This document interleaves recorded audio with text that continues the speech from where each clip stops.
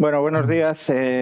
Yo creo que venir aquí a presentar a Sune es una especie de osadía, ¿no? Porque todos lo conocéis perfectamente. Ahora mismo es probablemente la referencia gastronómica aquí en los valles o en la montaña central, ¿no? Yo con Sune tengo una larga relación porque le conocí hace muchos años cuando era jefe de cocina en Casa Gerardo. Hemos coincidido en muchos viajes porque él iba siempre con Marcos Morán acompañándole, y pues hasta en México nos hemos visto alguna vez. Y luego, pues cuando dejó Casa Gerardo, ha tenido alguna aventura por ahí, algo en Gijón, luego en Madrid, pero al final hizo una cosa que a mí me parece un acierto, que es que decidió volver a casa. Precisamente para hacer esa cocina rural que tenemos como tema central de este encuentro GastroYar. El volver a casa a un cocinero con tanto bagaje, con tanta experiencia, no deja de ser una cosa muy positiva para él, porque yo creo que ha encontrado el punto perfecto para su cocina y el sitio perfecto para su cocina ahí en esa pequeña aldea de San Feliz, que tiene ese nombre tan bonito. Y con su restaurante Monte, lleva 2 años con él y ya se ha hecho un nombre. Ya viene gente de muchos sitios, no solo de Oviedo y de Gijón, viene gente de Madrid expresamente a comer a Monte. Eso es un mérito importante, y sobre todo porque, tal como estamos hablando estos días, al final, que un cocinero de su categoría monte un restaurante aquí le da una vida al entorno, porque al final él compra el producto a los productores de aquí, y eso a mí me parece importante, ¿no? Luego encima, por si tuviera poco con Monte, ha abierto hace un par de meses, septiembre, ha abierto Mo en La Pola. Ya me gustaría a mí tener un Mo en Madrid, ¿eh? Me parece que es un modelo de tienda, bar, restaurante perfecto, con ese producto de calidad, con esos embutidos que su hermana se ocupa de preparar y esas carnes estupendas.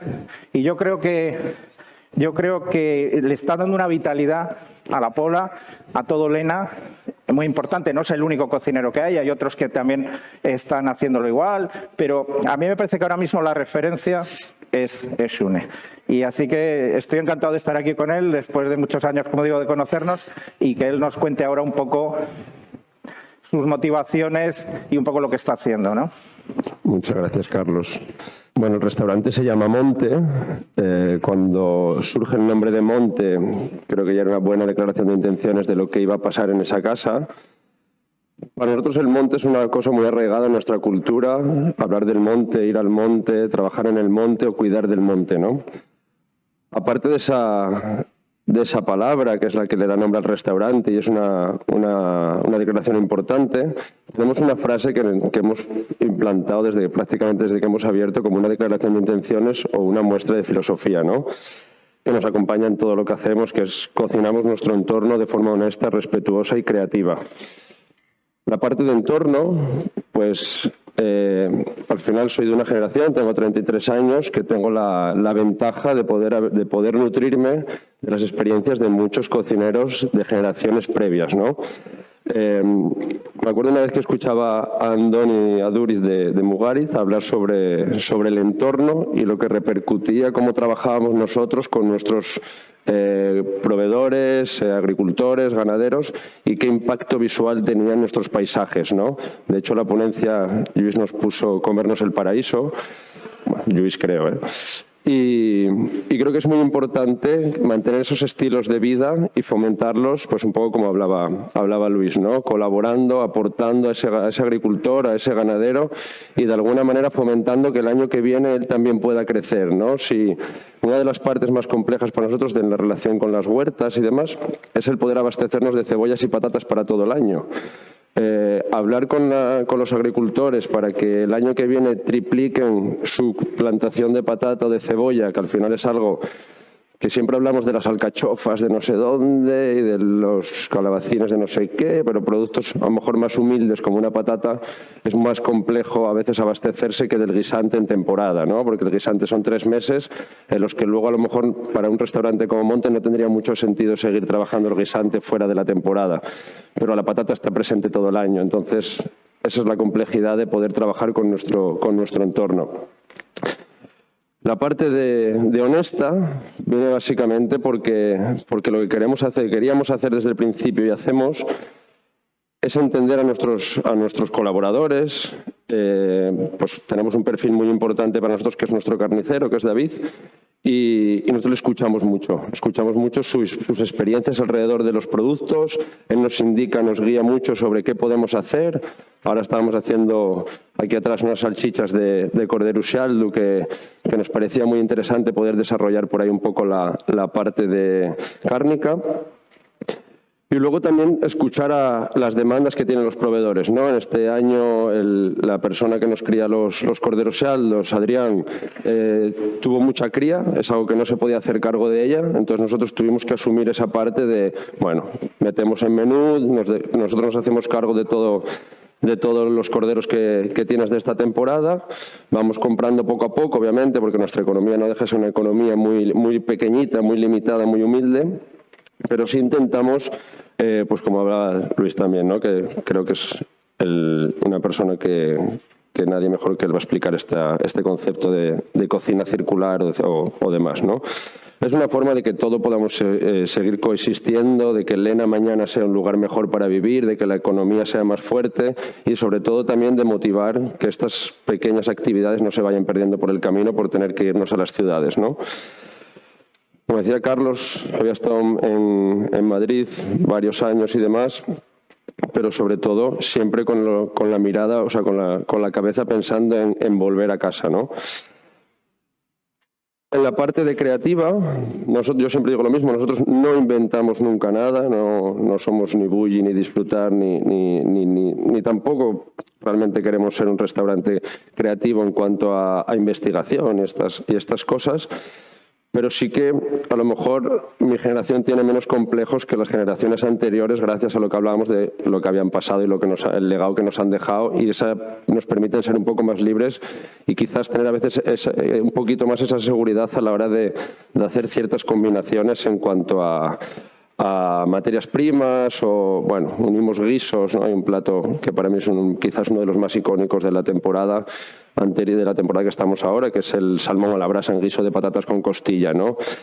No estamos inventando nada, a lo mejor sí es una combinación nueva entre el guiso de este caldo con cómo tratamos el salmón, ¿no?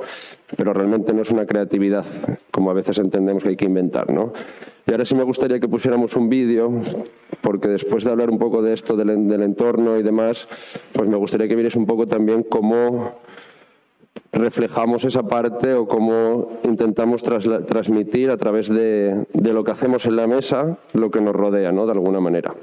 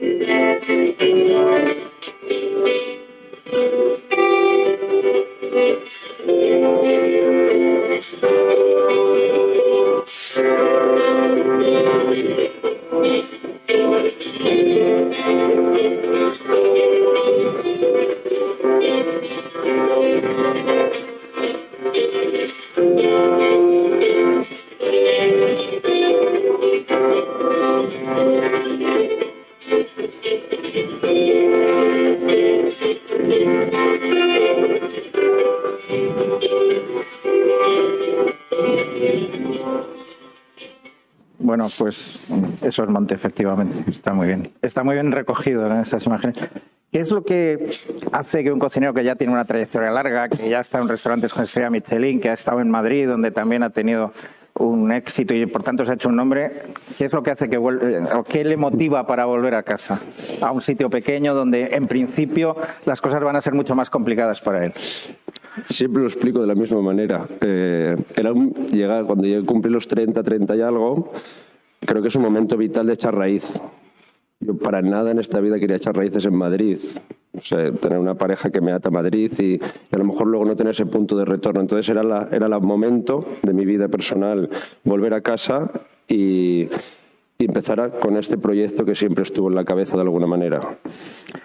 O sea que volver a casa también implica una responsabilidad, porque aquí estás con gente que te conoce, en tu entorno, que al final también te marca un poco, ¿no? Y te obliga quizá a mucha más responsabilidad que moverte en restaurantes en ciudades grandes donde no tienes esa presión. Pero es decir, yo entiendo que hay una presión al volver a casa, ¿o no?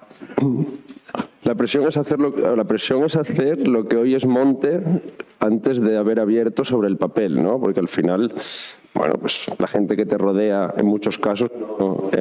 Familia, amigos y demás, no ven lo que tú has vivido, ¿no? Los restaurantes en los que tú has comido, los cocineros que te han influido, los viajes que has hecho.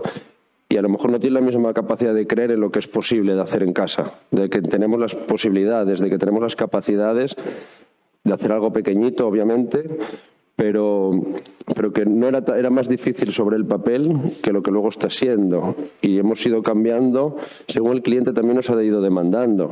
Monte empezó siendo una casa mucho más humilde, bueno, seguimos siendo súper humildes, las cosas como son, pero más cercana en cuanto al tipo de cocina que hacíamos, pero nos dimos cuenta que el cliente que venía a Monte haciendo muchos kilómetros no venía para comer un pote de berzas tradicional, no venía para comer una fabada. Y creo que hay 50.000 sitios en Asturias que hacen una fabada genial y que no era nuestra guerra ni nuestro camino a seguir, ¿no? En ese aspecto. Bueno, pero tú sigues haciendo unos callos estupendos, por ejemplo, quiero decir, y están ahí en tu carta, en tu menú, ¿no? Quiero decir que tampoco has renunciado a esa parte de cocina tradicional que has conocido aquí. Tradiciones siempre, pero por ejemplo ahora los callos son un buñuelo. Ya. Porque al trabajar con los 2 menús de degustación con los que trabajamos teníamos que sintetizar, porque también queremos que la gente que nos visita pueda probar la mayor parte de cosas posibles sin reventarle a comer, en ese sentido. Entonces, los callos que los metemos como parte tradicional en el menú más corto, en el formato más tradicional y entendible, en el menú largo, ahora es un buñuelo con una textura más mimada o más buscada, ¿no? De alguna manera. Y al final, ese modelo de restaurante pequeño que es el que tú has implantado y que yo creo que es el futuro de la cocina, sobre todo de la cocina rural, ¿no? Que la gente venga, pero no se encuentre un macro restaurante, que no tiene ningún sentido, sino ese modelo pequeñito de 5 o 6 mesas, que son las que tienes, una persona nada más en la sala, estáis 2 en la cocina. Ese modelo, ¿hasta qué punto te crea una proximidad con el cliente y al mismo tiempo una responsabilidad mayor con el cliente? Nosotros siempre decimos que es un salón de casa. O sea, nosotros estamos cocinando, Alex y yo estamos en la cocina y estamos viendo las caras de todas las personas que tenemos y creo que no hay ningún cliente que pase por Monte con el que no hablemos de una manera de confianza, porque cuando comen 11 personas y están en tu casa 3 horas, 3 horas y media, 4 horas, al final se generan unos vínculos, porque es pequeñito y somos gente joven, gente cercana, que mantenemos un protocolo y un respeto y una educación, pero tampoco nos podemos encorsetar como si fuéramos un restaurante de mantel hasta el suelo, como digo yo, ¿no? Más clásico. Claro. En la ponencia anterior, súper interesante de Luis, como siempre, ha planteado algunos temas de los problemas que se generan para un cocinero en el mundo rural en cuanto a que la administración no le da ninguna facilidad, que el contacto con los proveedores a veces tienes que ir a comprar las cosas que tienes aquí, tienes que irte lejos. ¿Eso hasta qué punto tú has tenido problemas o te has sentido ayudado? O como decía Luis, lo mejor es que la administración no se meta, pero por lo menos que no me ponga pegas, ¿no? Que me dejen trabajar tranquilo. ¿Ahí cómo lo has gestionado eso? Tenemos la suerte de que la administración no se mete mucho con nosotros. Es decir, no nos agobian en el sentido de como si tuviéramos una gran ciudad, como cuando estaba dirigiendo proyectos en Madrid, que teníamos inspecciones sanitarias y demás cada 2 por 3, ¿no? Aquí sí es verdad que nosotros vamos un poco por aire. También es cierto que las veces que han venido se han dado cuenta de que no hacía falta venir mucho por las cosas como son. Pero necesitamos la ayuda de las administraciones, de alguna manera. Nosotros en San Feliz, a nivel general, como lugar, como pueblo, se lleva reclamando muchísimo tiempo el arreglo de la zona de abajo, por ejemplo, que es un hándicap para los que visitan el restaurante. Entonces nosotros tenemos que pelear con esas deficiencias estructurales que tenemos en el mundo rural, de alguna manera, de acceso. Ahora llega el invierno, lo hablaba Javi Farpón en la ponencia del lunes, ¿no? Pues su carretera para llegar a Mamorana se congela y ¿quién echa el sal? En nuestro caso tenemos la cuesta de San Feliz, cuando pasas la Casona, que también patina muchísimo, pero no viene nadie a echar el sal. Entonces, Son cosas que al final dices tú, bueno, lo hago yo, no pasa nada. Pagamos los mismos impuestos que los que están en el centro de Pole, no tienen que mancharse para segar el jardín de la plaza, ¿no? Nosotros desbrozamos, no pasa nada, hasta ciertas cosas, ¿no? Pero también es cierto que no es difícil hacerlo. Bueno, la verdad es que necesitas un aparcamiento porque es súper complicado. Al final, como llegue uno y esté lleno ya el restaurante, no hay dónde dejar el coche. Pero... Nos penaliza mucho cuando hay eventos familiares en casas, ¿no? Ahora que tengo un amigo que está haciendo casa y cuando se juntan muchos tengo que decirle, oye, tío, juntaros para venir. Bueno, por lo menos que te dejen hacerlo, ¿no? Y que te den un poco de facilidad. Y luego, un tema interesante es tu relación con los proveedores, ¿no? Quiero decir, tú ya conocías a los proveedores. Cuando has llegado aquí es cuando has empezado a establecer contacto con esos proveedores, o ya tenías un conocimiento porque tú eres de aquí al final, ¿no? Pero que... Exacto. Nosotros fuimos haciendo, en cuanto a los ganaderos, bueno, el que nos cría los corderos es casi como mi hermano, somos amigos prácticamente desde chiquitines del todo, y él es abogado, pero es su pasión, la bella sealda, ¿no? Luego con David, el carnicero, fuimos conociendo a otros ganaderos, que bueno, una de las cosas que más curiosas que nos pasó es cuando nosotros abrimos, no habíamos abierto todavía y queríamos matar vacas. No nos dejaban matar vacas los ganaderos porque en Asturias no teníamos cultura de matar la vaca, somos de Seata, al contrario que en Galicia, ¿no? Entonces, poco a poco fuimos también ganándonos la confianza de los agricultores, de los ganaderos y demás. En el caso, por ejemplo, de los agricultores, nos escribe mucha gente. Tengo una huerta, igual te interesa, ven a verme, tengo este producto, ¿no? Este verano estuvimos trabajando con María y la familia y nos presentaban unos frijoles redondos que son como muy tradicionales en los cultivos de su casa y su familia de años A, ¿no? Bueno, queremos probar, queremos descubrir, queremos trabajar con ello. Entonces yo creo que es una parte muy bonita que nos permite tener una casa pequeña y no tener que hacer producción para recibir a 150 cubiertos diarios, como te puede pasar en un restaurante en Madrid, por ejemplo, o en cualquier sitio más grande. Nos permite un ritmo de vida más tranquilo que nos permite también indagar y trabajar con esta gente y poder ir un día por la tarde a charlar con María y estar tomando una cerveza con ella y que nos cuente un poco su padre que los tomates están enfermos. Su sesión este verano era que los tomates estaban enfermos. No sé, esa relación. Bueno, pero esa es una relación fundamental, yo creo que, y sobre todo para el concepto tuyo ahora tal como lo tienes planteado, ¿no? ¿Hasta qué punto, qué recorrido crees tú que tiene ahora mismo Monte? Quiero decir, ¿estás ya contento con lo que tienes? ¿Hasta dónde crees que puedes llegar al margen de Estrellas y otras historias? Quiero decir, como proyecto de cocinero, no como aspiración de grandes recompensas. Me encantaría que pasaran 10 años y poder ver por un agujero. O sea, me encantaría ver por un agujero que va a pasar dentro de 10 años. Pero yo creo que lo bonito es el camino que estamos viviendo. Las cosas que nos han pasado en estos 2 años, antes de abrir, creo que teníamos más claro lo que iba a ser. Después de abrir han pasado tantísimas cosas tan emocionantes, tan bonitas, que es que ahora ya no sabemos lo que va a venir. Sí, es verdad. Yo me acuerdo, debí ser de los primeros en visitarte, porque acababas de abrir. O sea, en agosto. Abrimos el 3 de julio. Exacto. Y recuerdo que entonces todavía tenías muchas dudas, ¿no? sobre la acogida que iba a tener el proyecto. Va a venir la gente de Oviedo y de Gijón, va a venir hasta aquí. Eso ya las has disipado completamente, entiendo, en estos 2 años, ¿no? Totalmente. Realmente nosotros un 98% de nuestros clientes viene fuera del concejo de Lena. Y eso es una realidad que nos transmite una tranquilidad por un lado y una preocupación por otro, ¿no? Nosotros también queremos estar, de hecho, bueno, Mo también nace para ser más cercanos a nuestra comunidad, ¿no? A nuestro entorno. Pero Monte en 10 años lo único que creo que va a pasar en esa evolución, si todo sigue el cauce y el camino, es que el confort al cliente será mejor, nuestro bagaje será mejor, nuestros productos desarrollaremos porque creceremos junto con nuestros ganaderos, agricultores, etc. Yo creo que seguirá la misma línea y evolucionará con nosotros como entes humanas, de alguna manera, ¿no? ¿Pero dónde? Bueno, no hay límites. No hay límites. Eso está bien. Un problema muchas veces de los cocineros que volvéis, que no eres el único, ya se está dando afortunadamente este fenómeno en muchos sitios de España, que volvéis a casa, es la acogida. Quiero decir, la gente de Elena, de la Pola en concreto, ¿te ha acogido bien? O dicen, este que viene de fuera a hacer cocina moderna, ¿qué se habrá creído? Que pasa en muchos sitios. ¿Hasta qué punto has tenido esa relación con la gente del pueblo, con tu entorno, con tu pueblo al final, ¿no? Ultra positiva. Lo primero, obviamente, en zonas tan tradicionales siempre hay ese perfil de plato grande, comida pequeña, eso que se dice, ¿no? O cuando nosotros tenemos dos menús que son 45 y 85 euros, ¿no? Sobre el papel es desorbitadísimo, ¿no? Yo creo que somos el sitio a priori más caro de León, Oviedo o algo así, ¿no? Caro, llamando, sí, entendiendo caro a nivel popular, ¿no? Esa parte es a lo mejor la que más nos cuesta hacer entender, ¿no? Lo que conlleva, el volumen de trabajadores que tenemos, el cómo hemos mejorado lo que vale una copa de cristal en un bar del pueblo y lo que vale una copa de cristal en Monte.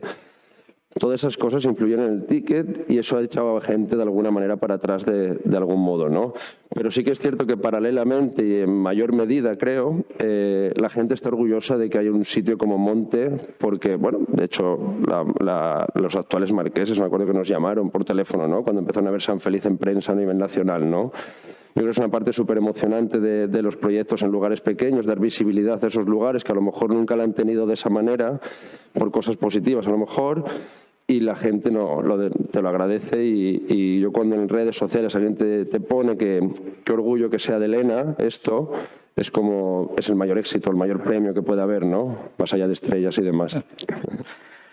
Otro problema habitual, quiero decir, cuando te vienes a sitios alejados de las ciudades y tal, es el problema del personal. Tú para Monte no necesitas demasiado personal, pero en el MO que has abierto sí necesitas más personal. ¿Es fácil encontrar gente que quiera venir a Elena a dejar ciudades grandes para trabajar contigo? No es fácil. Hemos tenido mucha suerte de encontrar las personas que tenemos. Alejandro lleva con nosotros desde antes de abrir Monte. Delia vino desde Barcelona para coger las riendas de la sala de Monte y también es una forma de sumar empleo, nóminas y un poco lo que decía Luis, ¿no? Fijar población en entornos que a lo mejor la estaban perdiendo, ¿no? No es fácil encontrar un personal cualificado. Ahora cada vez me imagino que irá siendo un poco más fácil porque cada vez nos conocen más. Bueno, hay un interés por parte del trabajador también, pero tenemos que entender también como empresas que decidir estar en nuestros territorios natales es nuestro territorio natal. Entonces, en una población de 11.000 habitantes, concejo completo, encontrar perfiles óptimos para un proyecto como Monte y demás no es fácil, hay poquitos. Y los que hay son generaciones nuevas que tienen que viajar, que tienen que volar, que tienen que ir a otras grandes casas y ojalá algún día retornen también y podamos hacer cosas juntos y crecer juntos, ¿no? De alguna manera. Pero no es fácil, no es fácil. Porque al final, bueno, al hilo de lo que estás diciendo, al final la experiencia del cocinero o del personal de sala, si no has volado mucho por el mundo, como es tu caso, al final nunca podría existir un Monte si no hubieras hecho todo el recorrido previo que has hecho, ¿no? Eso es importante. Eso para mí es fundamental. De hecho, yo creo que en Monte plasmamos, por lo que muchos cocineros decimos, ¿no? Lo que hacemos, este menú es el resultado de lo que hemos vivido hasta el día de hoy y las veces que hemos comido fuera y los viajes que hemos hecho y los productos que hemos tocado. A lo mejor vamos a Sudamérica y vemos productos más natales de allí, ¿no? Y no los utilizamos en Monte, pero a lo mejor esas elaboraciones con ese producto nos inspira para utilizar esa técnica para algo nuestro, ¿no? Para una manzana nuestra, por ejemplo, ¿no? Y yo creo que es una parte muy bonita. En la introducción antes he citado el MO. He dicho que ojalá tuviera un MO en Madrid porque me parece que es un modelo perfecto. ¿Cómo se te ocurre crear ese MO y a partir de qué ideas o de qué cosas que habías visto? Cuando has vivido en grandes ciudades y te has medio acostumbrado también a una oferta de ocio cultural y bueno, somos hosteleros, nos gusta salir, tomar unos vinos, comer bien, beber bien, ¿no? En San Feliz había muy poca oferta que nos permitiera hacer eso, entonces había un nicho de mercado desde nuestro punto de vista en el sentido de, lo primero, nos apetecía tener un sitio en el que pudiéramos disfrutar de esa manera, sin tener que ir a Oviedo o bajar a Madrid. Por otro lado, durante ese periplo de tiempo, Monte teníamos claro que de alguna manera necesitaba un lugar de sinergias, pues producto que en Monte se está desechando, lo traspasamos a Mo de alguna manera, ¿no? Para hacer otro tipo de elaboraciones. Y luego en este camino, bueno, pues iba a decir converjo con mi hermana, pero convergí con ella hace 33 años ya. Ella es carnicera, justo en ese tiempo había cerrado la carnicería en la que ella estaba trabajando Y era como maravilloso ese momento, ¿no? Era decir, ¿por qué no hacemos un bar, carnicería, chacinería y convergen esos dos conceptos que además están muy arraigados en nuestra cultura, ¿no? La carne, los embutidos, las chacinas y demás. Y de esa forma desarrollamos un proyecto diferente a lo que estamos acostumbrados también a entender, sobre todo en nuestras zonas, aunque tampoco inventamos ningún concepto de bar nuevo, pero sí que tratamos de romper un poco los esquemas, ¿no? Romper un poco esas cartas clónicas de sidrerías, en zonas más tradicionales, ¿no? De las patatas bravioles, los calamares, tal y cual. ¿Por qué no hacemos una cocina diferente? ¿Por qué no nos hacemos una parte de chacinería donde podamos ir? Tenemos 13, 14 referencias de vinos por copa, desde 1,20 € hasta 15 € la copa. Aquí no hay discusión para nadie, es decir, tú quieres el cosechero de 1,20 € porque te gusta o te apetece o no hay gente que no entiende pagar 6 € por una copa de vino y no pasa nada, es respetable. Pero hay gente que a lo mejor un día le apetece tomar una copa de vino porque, bueno, es un día que le apetece, ¿no? De 13 o de 8 € la copa. Y si la puedes acompañar con unas ostras, si la puedes acompañar con unos embutidos, es una forma de picotear diferente, un poco más distendida, un poco también que va con las tendencias actuales, ¿no? Yo siempre también me apoyo mucho en trabajo local, pensamiento global, de alguna manera, ¿no? Todos viajamos, estamos en el siglo XXI, de nuestras zonas todos han ido a Madrid, a Barcelona, a Londres, a 1000 sitios. Y luego cuando estamos aquí nos falta esa oferta a veces que nos dan, ¿no? Y hasta la fecha, la verdad que parece que hemos dado en la tecla de... Y con mucho éxito hasta la fecha, por lo que... Sí, por tocamos lo que madera que no nos baje. Pero al final, por ejemplo, eso, tú vuelves a Pola, ¿no? Y abres ese concepto de bar, tienda, etcétera. Al final tú tienes que educar a la gente para que la gente entienda ese concepto o la gente lo entiende enseguida, ¿no? Porque, quiero decir, también en grandes ciudades pasa, pero entiendo que en pueblos que no son tan grandes, cosas que son diferentes...